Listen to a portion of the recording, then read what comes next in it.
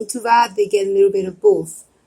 And, and it can be at any level of business too. So, Definitely. what are the business strategy? I mean, I guess it depends on people's business and how they want to make money. Most of the times, the business, the person finds his business, because you have your core values and those translate into the business. Mm-hmm. But sometimes they don't see the value they have, the inner talents they have, the natural talents. Mm-hmm. And I make them aware of that so they can use it in the business and they can make bigger steps than they're used to. And it sounds maybe crazy, but it's per definition that we all limit ourselves. Yeah, a lot of people just limit themselves to so small compared to how much they could do, Yeah. And I have this easy challenge actually to prove that we all limit ourselves without knowing. Mm-hmm. Would you like to hear the challenge? Yes, let's do this. Okay. It consists of 3 challenges. And the first one is physical and the third one is a mental challenge.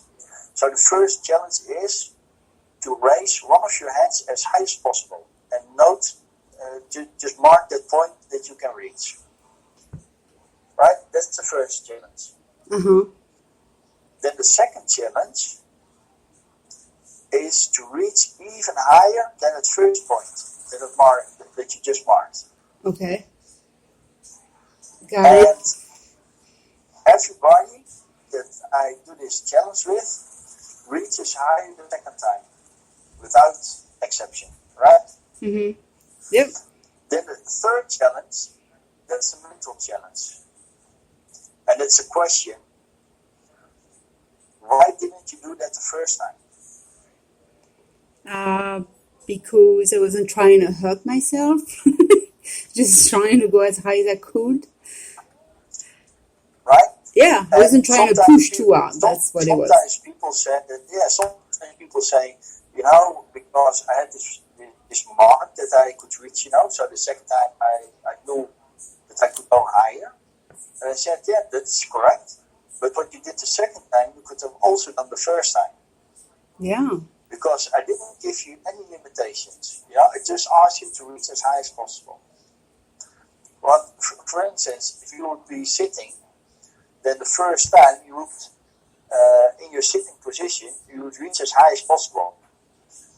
And if I would challenge you the second time, you might have stood up and reached higher, right? Mm-hmm. But you could also stand on your chair or stand on the table. You could have said that the ceiling is limiting your hand for reaching higher at that moment. No. But we put ourselves in a certain frame, like we're sitting, and within that frame, we think we do the best we can. Until you're challenged to get out of that frame, and then you can see you can even reach higher. Yeah, that's because we cripple with life. People get overwhelmed. They cripple with fear, That's what happened.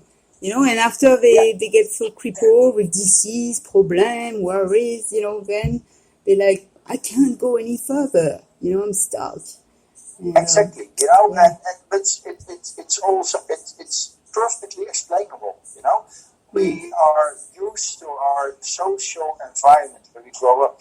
We're used to the culture we're part of, and there are some unwritten rules, and we all agree on those unwritten rules. It's strange if I would ask you this in a restaurant to reach as high as possible, and you would go stand on the table and reach as high as possible. Yeah, we probably not do it. Yeah. Because nobody will stand on the table in a restaurant, right? Mm-hmm. Because it's not socially accepted, so to speak. Yeah. But that means that we still limit ourselves because we limit by the social expectations from others. That's true. Mm-hmm.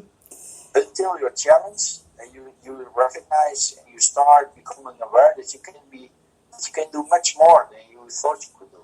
That's true. And now that is for everyone. It's not just for some people. Like some people think, oh no, it's not for me. So that person is more qualified. That person has, more potential. That person's smarter. So, people don't realize that everyone can be at that level. Everyone can do it. Yeah. And, it's a problem of, those barriers and we do put in front of us. And I think once we remove them, like that's what you do when you practice, you help to remove those blocks and those barriers. And you help people to see them because a lot of them don't see what they are.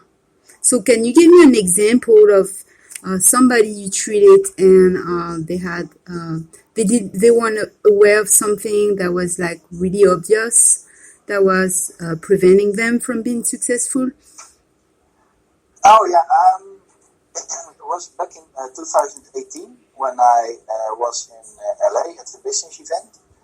And there was this man, he was a serial entrepreneur from Africa, and he had to speak on stage. He was going to be interviewed. And when he had those interviews or when he had to speak on stage, he got blackouts. Oh. He couldn't, he has been with his wife for many years, but in such a moment, if you would ask the name of his wife, he would have not remembered it. He was totally blacked out. Oh, wow. And he was going to be interviewed on stage in front of 2,500 people from 21 different countries. Wow. And he just wanted to go, he wanted the interview to go perfectly. Right? But he was afraid he would get another blackout.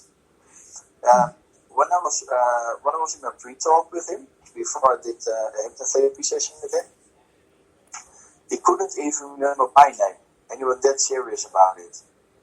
And I said to him, I believe you. You don't have to convince me. I see it, but I'm going to help you. So I did the session with him.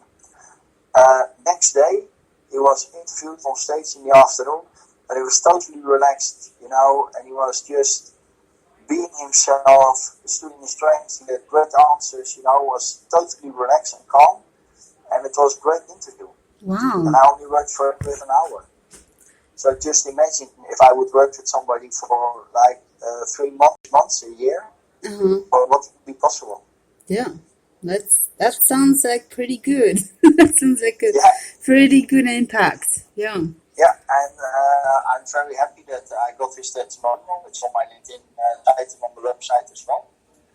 And I just love to be able to make such an impact in the lives of other people. It's wonderful, caring, So for everybody, they can go to millionairelifestrategy.com and they can find him on LinkedIn, Erwin Wheels. And I like that phrase that you say, when there's a will, there's a way. Yeah, it's a little, there's this saying, where there's a will, there's a way. My last name is Wills, so I abuse it, like saying, where there's a Wills, a better way will be. Yeah, a better way would be. Yeah, that's pretty good. Oh, sweet. All right. Thank you so much for coming. I think we got a lot of great information, and it was just a pleasure to have you on. Thank you so much for being here. And I'll see you next time. I really enjoyed the conversation, and you're a great host. Thank you. See you next time. We'll keep in touch. Bye. Bye. Thanks, everybody, and see you next time on Vanessa's podcast.